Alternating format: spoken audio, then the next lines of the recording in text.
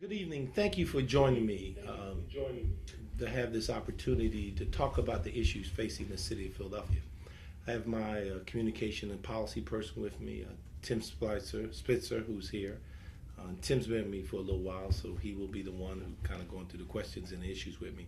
But I appreciate this opportunity to have this discussion with all of you about the issues that are facing the city. The entire time I've been in public life, I strongly believe in the aspect of openness and transparent in government. And it's important to hear what the people have to say about the issues that we face today. So I look forward to it. And anytime you're ready, I'll start with the first question or suggestion that you may have. We'll start with the first one. Dan asked, as a question on economic development generally, what are your plans for economic development? What Dan, what's especially important, as President Clinton said, it's the economy stupid. And it's always the most essential element. I think there's a number of things I like to do. First, I think that we have to have what I call Office of Economic Growth. And we have to focus on how do we grow our economy. And we have to look at a couple things. First, we have to look at our higher ed system, which I believe is the engine for moving this city forward.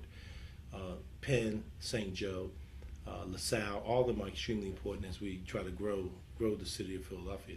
Secondly, we got to look at how we grow our small businesses. I've put an initiative together called the Dr. Walter Lomax Retail Center, which is held at 46th and Market with a woman by the name of Della Clark. And I believe we got to grow small businesses. Number three, I think it gets back to the aspect of leadership. Hospitality and tourism is extremely important to our economy. We got to market and build. Arts and culture is also very important. And then we got to look at our tax structure.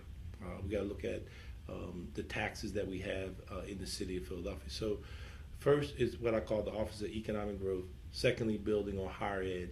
Thirdly, the aspect of entrepreneurship, which is very important.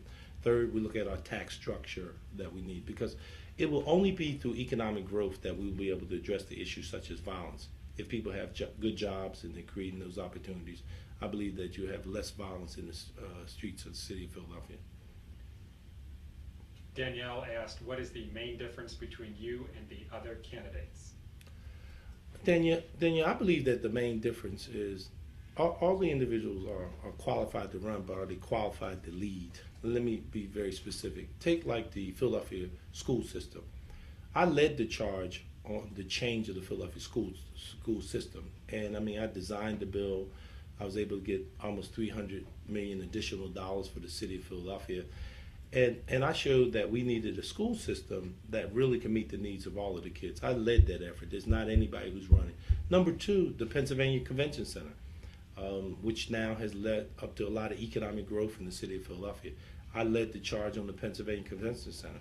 The other aspect is the Philadelphia Police Department. When Governor Rendell, Mayor Rendell, needed a change in the Philadelphia Police Department, I was the one who brought in a gentleman by the name of William Bratton, who is the police commissioner of Los Angeles, which led up to John Timothy becoming the police commissioner. So on the issue of education, on the issue of the convention center, on the issue of policing, all three of those things, I led the charge to make a change in the city of Philadelphia.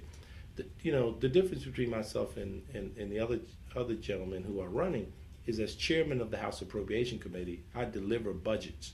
I balance budgets and what's taking place. They vote on it, but I'm the one who's responsible for delivering. So what I guess I'm saying to you is that I provide more action than those particular people have done. They're nice, decent people, but I don't believe they have the leadership skills that I have in order to move the city forward. Adam asked, what is your plan for reducing crime in the city?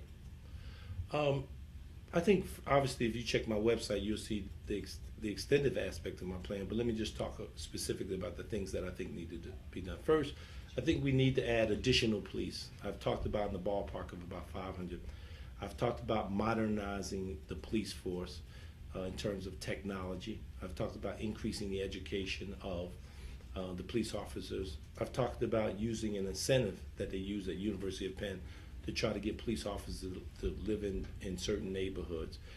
The policing is one aspect. The other aspect I think is very important is the aspect of education. I look at it as a four-legged stool. You have to have all four legs in order to have a balance in terms of the stool. You got to have effective laws, an effective police force. You have a criminal justice system, which is not a revolving door. You also have to have education and economic development. But you got to have leadership. I'm the only one who have told people specifically who I would like for the police commissioner to be, and that person is John Timothy. And the reason I've said John Timothy is he was the deputy police commissioner in New York. He's currently the police commissioner in Miami, and he was the commissioner here in the city of Philadelphia. I think that we need that kind of leadership. And I think, you know, with no knock at the current people in the Philadelphia police force, there are some fine police people there, but I think that we need somebody who can kind of shake up the system from the outside. And you know, I believe that you got good people in the police force trapped in a bad system. So I talked about policing, talked about education, talked about economics, but more than anything, you need leadership. I believe the next mayor has to be someone who's going to stay singly focused, work 24/7 until we reduce the problems of crime. New York City, which has 8 million people, homicide rate is in the ballpark of 500 to 600 people. We can do it in Philadelphia. So I'm expressing to you that leadership, personnel are the things that I think are important in order to reduce violence. One other thing I want to talk about that I think is important is the aspect of what takes place in people's home life, responsibility. We need to talk about personal and individual responsibility. We also need to talk about the gun policies. We need to change the gun policies that we have in the Commonwealth of Pennsylvania. The governor, in his speech just a week ago, talked about gun violence in Pennsylvania. So it's all of those things that we have to try to work together. But the main thing is you got to provide collective leadership. It's been done in New York, and New York has the banner of the safest big city in America. I believe we can also get that banner here in the city of Philadelphia. Marie asks, what are your thoughts on the recent development of the city committee endorsing Bob Brady? No, I think that, in my view, that is moving the city in the wrong direction. One, the reason I believe it's moving the city in the wrong direction is I've said clearly that you cannot have these discussions in the back room. You got to bring it to the public. That's why I'm doing what I'm doing here today.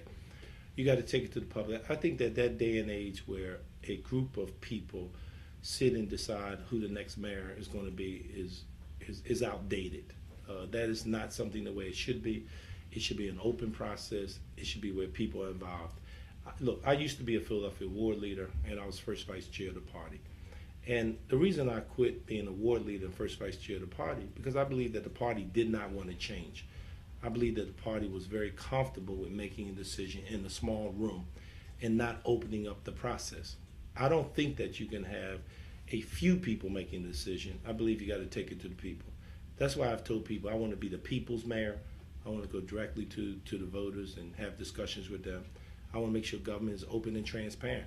I do not believe with the recommendation that is taking place of Bob Brady as the party chairman. What I recommended when I went before city committee is I didn't ask for the endorsement. I told city committee it should not be an endorsement.